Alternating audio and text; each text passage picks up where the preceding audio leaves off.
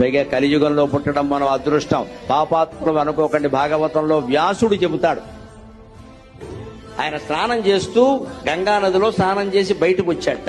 నీటిలోనే నిలబడి సంధ్యావందనం చేసుకుంటూ కన్నీళ్లు కారుస్తున్నట్ట వ్యాసుడు. నారదుడు వచ్చి, మహర్షి వేదాలు విభజన చేశావు, భారతం రచించావు, భాగవతం రచించాలంటున్నావు, ఏడుస్తున్నావేమిటయ్యా అన్నట్ట. ద్వాపరయుగంలో పుట్టాను, దురదృష్టవంతుణ్ణి. కలియుగంలో పుడితే బాగుండేది. అదేమిటి అలా మాట్లాడుతున్నావు? కలియుగం అంటే పాపం అంటే లేదయ్యా. కృతయుగంలో తపస్సు చేస్తే గాని మోక్షం లేదు, త్రేతాయుగంలో యజ్ఞం చేస్తే గాని మోక్షం లేదు, ద్వాపర యుగంలో దానం చేస్తే గాని మోక్షం లేదు.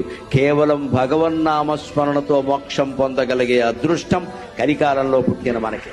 మన కాపాడగలిగేది భగవన్నామం ఒకటేనమ్మా, వేరే ఏమీ లేదు ఇక్కడ, వేరే ఏమీ లేదు. పైగా